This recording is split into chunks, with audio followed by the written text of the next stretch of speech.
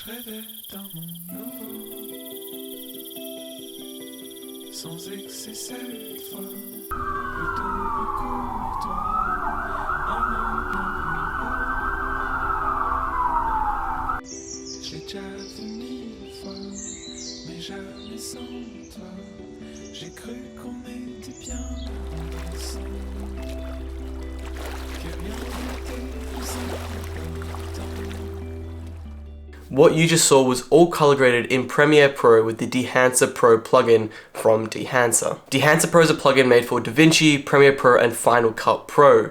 It offers a range of different tools to help emulate and achieve that film look that everyone, frankly, is trying to achieve. So in this video, I wanted to look at and go over the software itself, look at all the tools that they offer, what they do, and at the end, speak on the pros and the cons of the Dehancer Pro plugin. So let's get into it. Okay, so Dehancer Pro offers 18 different tools in their plugin. To actually apply Dehancer, you find it in your effects after you installed it and downloaded it onto your software of choice, whether that be DaVinci, Premiere Pro, etc, etc. And then you just drag it onto your clip. Now you can see when I apply it to my footage, it already enables some of the tools that it has. We're going to disable all of these and then talk about that a little bit later as well. Okay, so the very first panel that you get is what's called input. So the input tab is actually a really handy little tab. It allows you to convert whatever color profile you shot your footage in. So for this was S-Log2, and convert it over to Rec 79 or something like that. It also has a feature where you can click choose camera. This allows you to pick the camera that you shot the footage on, the color profile that you used, and also the gamut used. Once you've found the camera you use, the profile you use, and the gamut you use, it will automatically convert it. So for this, I used a Sony a7 III, I shot an S-Log2 and an S gamut, and it will automatically convert my footage. This feature is especially helpful for people who are just starting out, don't understand the whole color grading process too much, and how to convert and whatnot. So it's pretty easy, pretty straightforward. It's got pretty much every camera you could ask for here, all the different brands, and I'm sure within time, newer models will be added to that through updates and whatnot. Next we have the film section. This is where you can apply a specific film profile or film stock to your footage. It's really cool because they have over like 70 different profiles to choose from. They all give you completely different looks. Some are black and white, some are colored, and a lot of these profiles are pretty sought after and hard to replicate naturally just through color grading itself. Next is the Film Developer tab. I'm going to be completely honest, I don't use this really ever. It's got some pretty basic settings that just help emulate that film look a little bit more. Things like the contrast boost, the color boost, and the color separation, which definitely can be useful. I just haven't found myself using it that much. Next is film compression, and this section is actually really, really cool. And it's actually a really useful tool that Dehancer has added. A lot of the time when I shoot my footage, I find that it's extremely hard to emulate that film look because of the highlights a lot of the time. Film has a really unique way of capturing highlights. It's never really overexposed if you expose it properly, nor is it really clipping. And when shooting with digital and trying to emulate that film look, it can be extremely difficult to get that look on your highlights. So what film compression does is it helps to emulate that film look by adjusting things like your tonal range and your color density of your actual highlights, better emulating that film look. So instantly you see, just by enabling it on the base settings, it turns down my highlights a lot more, but it doesn't turn it like flat and boring, which I feel a lot of the time happens when you're just in Lumetri color and you lower down your highlights or something like that. Expand is next. Nothing too much to say about this. I don't think I've really used this much. It's just where you can adjust your black and your white points on your footage. The next section, print or print film, is also really cool. And it pretty much allows you to print a certain film medium onto your footage. They do have a few very well-known and common film mediums to apply to your footage, like Fujifilm 3513, Kodak 2383, and Kodak Endura glossy paper. You can also select Cine on Film Log if you want to further color grade or add a LUT of your own onto your footage. The next section is color head. Again, haven't found myself using this too much. I think it can be definitely useful for some people. I've noticed that it's just a pretty unique way to adjust your colors, and you can also adjust the tones of your shadows, midtones, and highlights, which is pretty cool. Personally, I just don't, again, find myself using it that much. The film grain section is next. Pretty self-explanatory what it is. I think the quality of the film grain they've done is actually really, really good.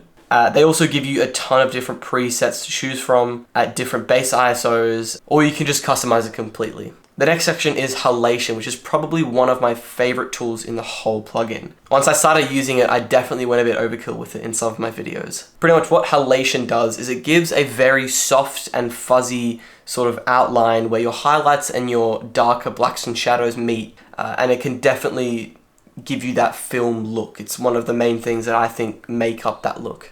I find myself using it in almost all my footage I do, and pairing it with the next section, which is Bloom.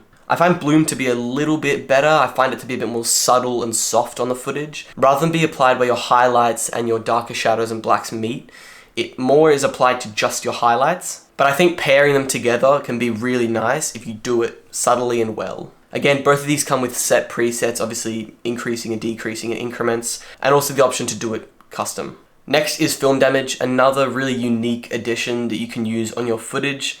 I haven't used it personally a heap in my footage, but I definitely can see that a lot of people would use this. It pretty much adds like a dusty, sort of like dirty, grimy look to your footage, like it was shot on actual film. Next is Film Breath, a very interesting section. It took me a while to kind of understand and comprehend what it did. But from what I've gathered, I think it pretty much gives you those sort of irregular and occasional fluctuations in things like your highlights, your saturation, your exposure, and your contrast, which you can sometimes get from a stock of film, a roll of film. Next is Gate Weave, a very, very unique addition. Pretty much gives you some movement, some jitter to your footage. Applying this effect is pretty heavy on the computer. However, it can be really cool if you want some small movement in your footage. It can always be great to add. Next is Overscan, pretty self-explanatory. It gives you an overscan onto your footage with like an overscan border and whatnot, a bunch of different presets you can use, and can be really cool to really emphasize that nostalgic feeling in your footage, I think. Next, Vignette, again, pretty self-explanatory. I think the Vignette is really good. I think they have a lot of different settings to customize it, which is great, but again, not too much to say here. Monitor is a tab that I never have really used. I think it just pretty much gives you false colors and tells you if your footage is clipping or not, like a monitor would. Then there's the output, which allows you to change the total impact or opacity of the grade that you've done on your footage in Dehancer. This can be helpful if you're grading a ton of footage and you're using the same preset but at different opacities on different footage. And lastly, they have a LUT generator, which is a super sick addition. I actually think you can always export the look that you've done into a LUT and then just reapply it onto your footage, which is really handy for me, especially when I'm batch color grading a lot of footage and I've got a lot of different clips. It's great to be able to apply this straight on and go from there. And they are all the tools that Dehancer Pro offers. Certainly a lot if you're really trying to achieve that film look. They also have recently launched an iOS application for Dehancer, which I got to play around with for a little bit. It's pretty much the same as the computer version, except it's on your phone. You simply import your footage into it on your phone and then you can just adjust it from there. I think it's a really cool tool for some people. I think for me, it's not really what I like to go by. I think the workflow I prefer is like on my computer, a bigger screen. I like to take my time with my edits and, I prefer to do it on my computer. But I think for people who are beginning in color grading or maybe shoot the content on their phone, it can be a really quick and easy way to color grade their footage without having to bring it from their phone to their computer, back to their phone to then post or whatever you might do with it. Now that we've gone over the tools and everything that's in Dehancer Pro, let's go into some of the pros and cons of the plugin. I do think the Dehancer Pro has done an exceptional job